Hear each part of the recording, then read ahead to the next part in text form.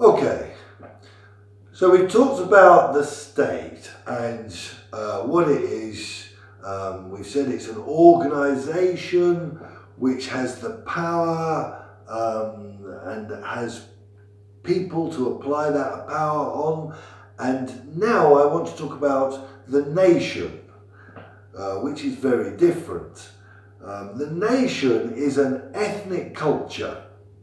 So the nation has an identity, it has this culture.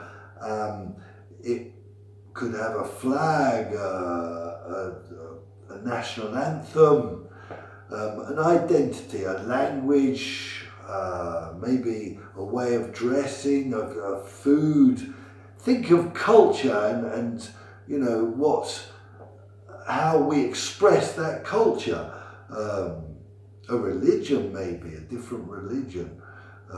Normally, there's this idea of shared destiny, common destiny together, and a shared narrative of the past.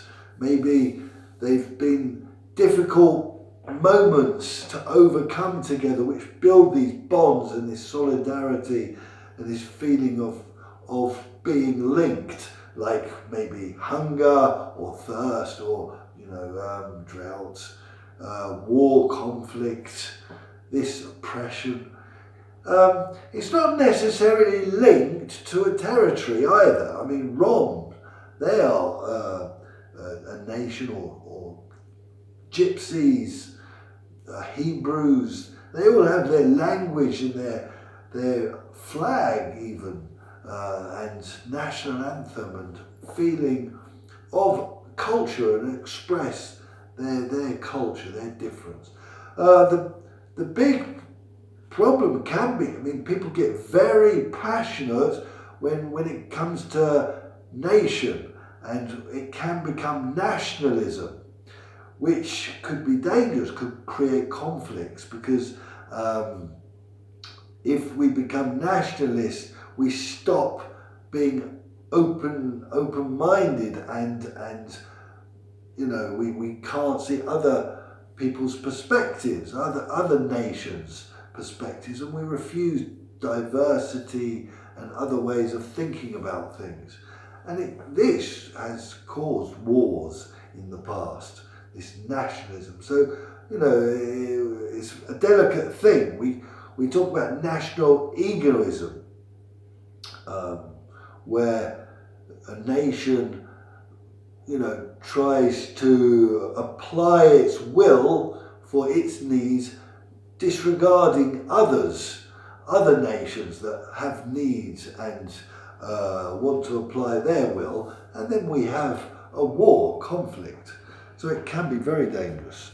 Now, back to the state. We've said the state, to have a state you need three elements. You've got the territory, people, and sovereignty. And I want to talk about sovereignty in particular today, what it is and how it is. So, what is sovereignty? Sovereignty is power. Power, we mean to make the rules that govern our lives and so create our reality. We talk about making the rules. Maybe we want our reality to be more environmentally friendly or more equal. We want more equality between people in our state, or maybe more freedom, or you've got all these different, more tradition. We want to be more traditionalist, or more reforms, more changes, etc., etc. So sovereignty means you've got the power to create the rules which create our reality. Now, in the Italian system, Italy is a democracy, and so in democracies we split the power into three parts. Mainly not so we don't want the power concentrated in the hands of one particular organ or person. We want it diffused, spread, and then it's less dangerous for the people on which the power is applied.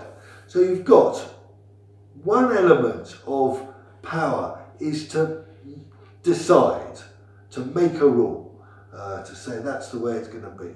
Another element is to apply that rule and, make it really come into effect.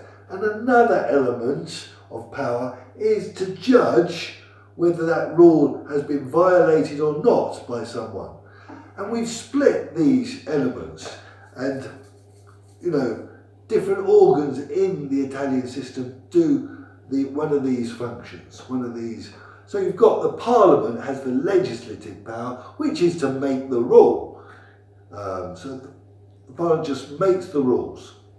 The government has the executive power to apply the rules. So the government has different ministries, and through these ministries, you've got the Ministry of Education, Health, Defence, the Treasury, the all sorts of ministries, and these rules will need to be applied by these ministries so that it's ensured they come into reality. And the government does that. That's the executive power. And then you've got another part or organ, which is the magistrates, the judicial power. They judge.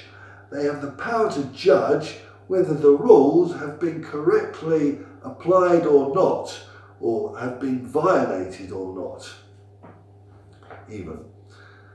And so, but the judiciary are much more independent, so they're much more separate than the other two organs. The Parliament, which has the legislative power, controls the government, which has the executive power. So, it means the Parliament can, if it wants, dissolve the government. It can vote as having no confidence in the government, and the government falls. So it does have some influence on the government. If it doesn't like what the government's doing, what it's proposing and how it's operating its programme, it can control. So there is a bit of mix in this executive and legislative power. The legislative's power controls the executive. But with the judges, they are very separate.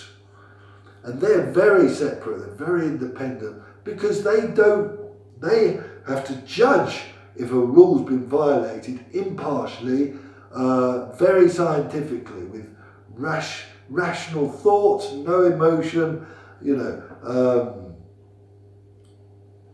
They can't have a philosophy, for example. The politicians have a philosophy. They have a political philosophy. They are biased. They think in a certain way. So they can't judge the rules because they will be biased towards a particular... But the judges can't. And they can judge also the politicians so that they can make sure that they're doing what they're supposed to be doing in the right way, and they are respecting the rules. They're not abusing the rules. So the judges ensure that the rules are the highest authority, not the politicians who make the rules, but actually we're all equal in front of the law. No politician can put himself above the law. And they're independent in the way that the politicians don't choose the judges. They can't choose judges, they can't sack judges, they can't promote judges, they can't organise concorsi, etc., etc. They can't have anything to do. There's no fear or favour.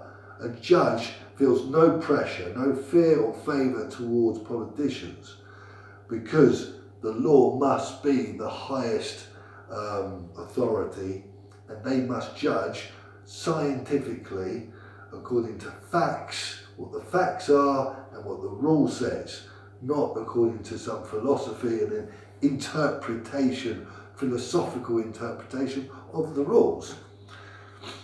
And then we can say that there is a rule of law. So we are, in that way, more democratic. There's no one dictating, making the rules and interpreting them all according to his needs or even an organ's needs. It's done. The rules are the highest authority. Okay. Now, sovereignty in Italy is a bit different than in England. In Italy, you've got a popular sovereignty. You've got, it says in the Article 1 of the Constitution, the sovereignty belongs to the people. And when the people vote, that's the moment they're expressing that sovereignty. So they're lending that sovereignty to the politicians to represent them. It's only a loan, it belongs to the people always. In England it's different. We've got parliamentary sovereignty. The parliament is considered sovereign and they can do what they like. They're a very strong authority. They can even cancel elections if they want. In Italy, you do get a sense that the parliament has less authority. It's very constrained by the constitution, for example. But also, the people have this abrogative referendum. That's an act of sovereignty. A lot of rights, a lot of unions. They've got this tradition of mobilising and resisting. So, you can see that the people are stronger in Italy. And, you can read it in the Constitution too, that the people have the power. Right, in the next videos, I'll be talking about the other elements of being a state, the people and the territory.